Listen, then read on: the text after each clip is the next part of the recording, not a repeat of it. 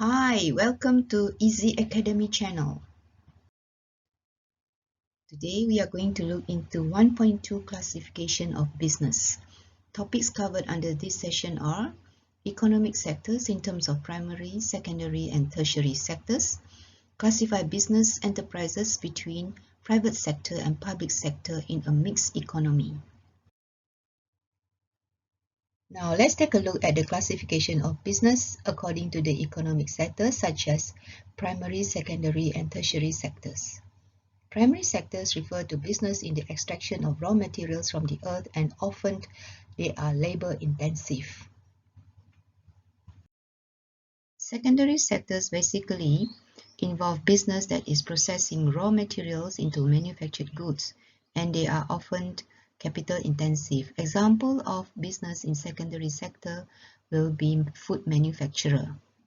Tertiary sector involved business that is in the retailing of finished goods and services. Example, malls and hotels. Next, we look into classification of business based on private sector and public sector. Now let's take a look the difference between public sector and private sector in terms of its ownership and control and main objective.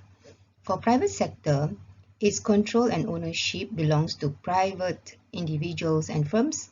Public sector, it belongs to government.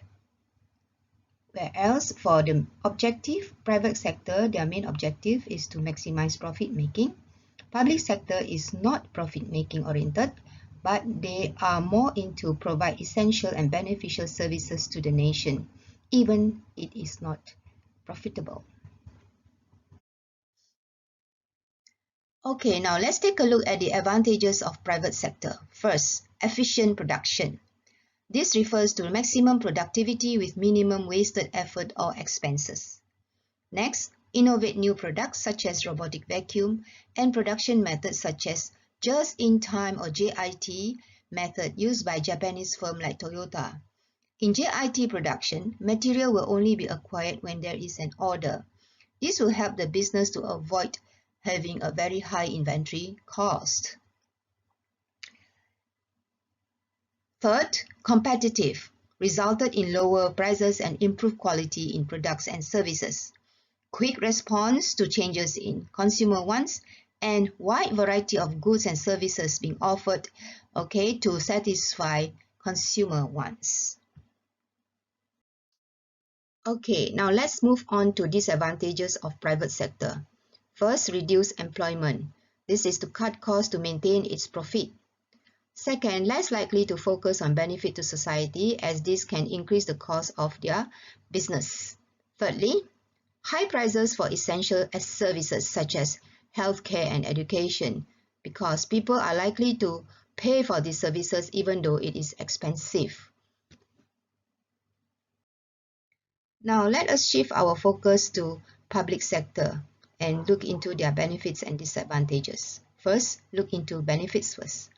Some goods and services are free of charge, highly subsidized or still produced even though not profitable because government want to take care of its nation's welfare.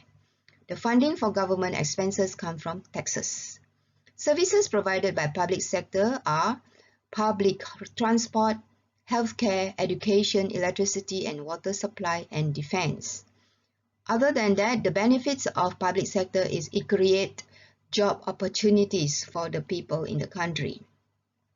Disadvantages, not efficient and lots of wastages of resources. Second, not much effort put in the work by the government servants as they do not care about the profit because they know government will protect their employment. If you like our video, please subscribe to motivate us to continue producing good teaching video. Please also leave your comments or questions and we'll try our very best to reply to all of you. See you again in our next video 1.3 Enterprise Business Growth and Size. Thank you.